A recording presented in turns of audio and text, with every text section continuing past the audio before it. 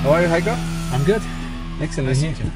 Here at the beautiful Mondrian National Park in the new 2015 C Class. It's a perfect setting for this car, huh? Beautiful, yeah.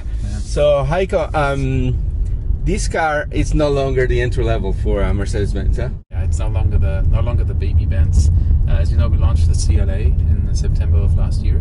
So the CLA is successfully taking that spot of getting new customers into the brand, and it allowed the C Class to move up slightly in the portfolio. This car also allows you to make it, I guess, bigger and put more stuff in it, huh? Yeah, bigger. I mean, the car grows almost 4 inches. That's a lot, no? Bigger is always better in the US. So, I mean, it's nice because it does add considerably more space in the interior, especially for the rear passengers.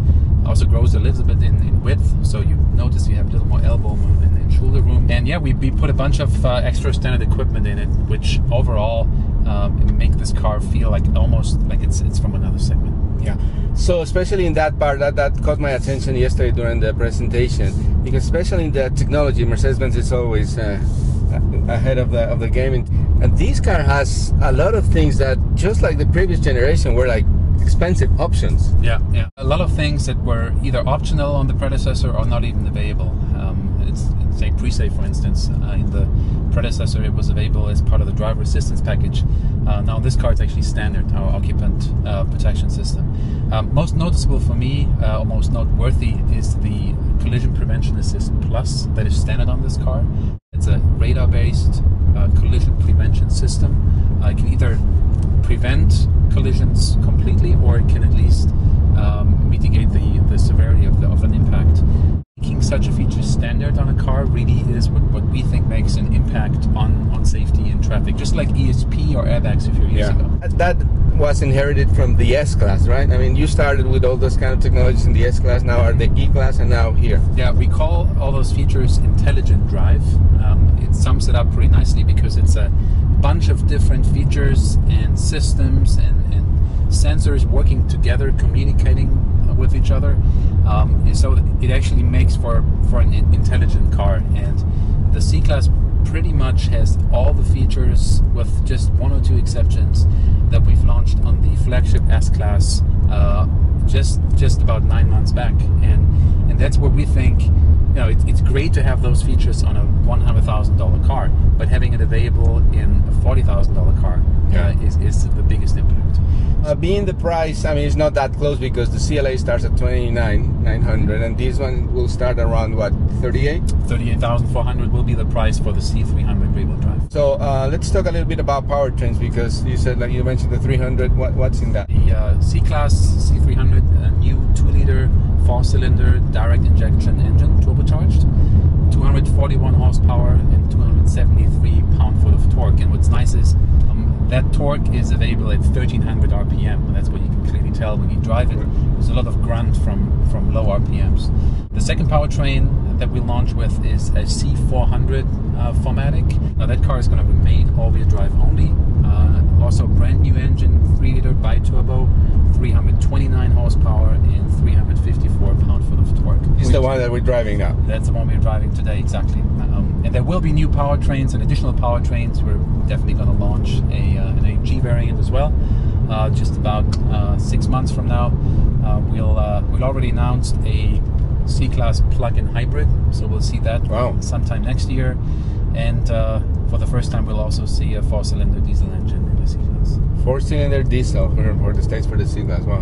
And the diesel engines have been catching up in the States in popularity, right? I mean, yeah, we do see that customer perception on diesel cars is changing. Mostly as people now, they see them more on the road. They drive the cars and they realize that it's no longer the diesel of the 80s when you start them and they blow out this big black smoke. It's a very refined engine, and in many ways it's a more efficient alternative to a hybrid even. Yeah, and I guess there's a little bit still of educational curve that the customers have to get to, because I mean the perception is still there, but the new technologies are amazing, especially with Mercedes-Benz in Europe. You had it forever, and they're very popular over there. Yeah, they're very popular over there. You know, there's markets like France, for instance. They have 70-80% diesel share. Yeah. So slowly we're getting the US customer to understand the advantages of a diesel engine. And take the E Class, for instance.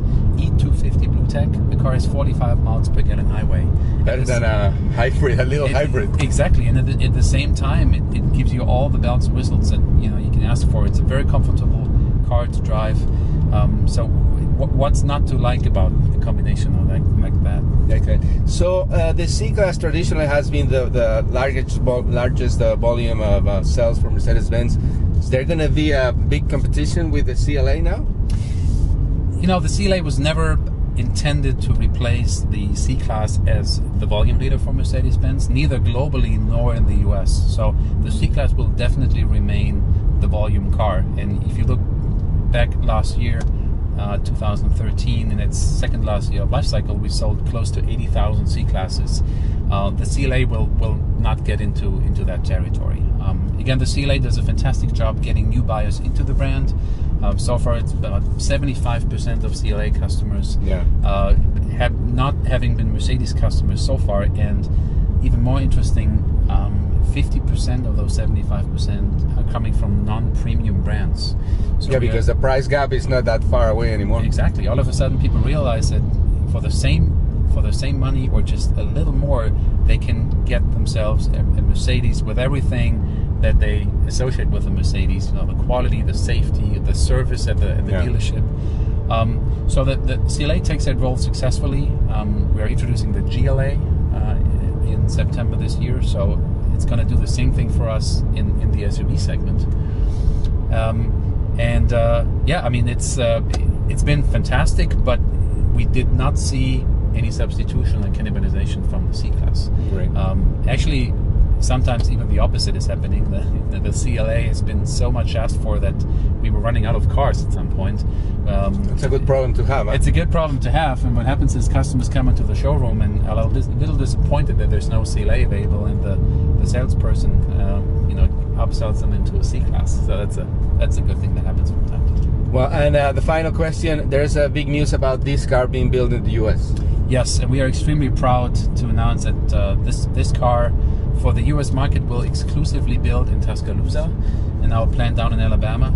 We've been building our SUV lineup there for years, so this plant will build exclusively for the United States, and we'll get our C Classes exclusively from Tuscaloosa. So there's a number of advantages that go with that, and also a certain sense of pride that all of a sudden we're now made in the USA. Exactly.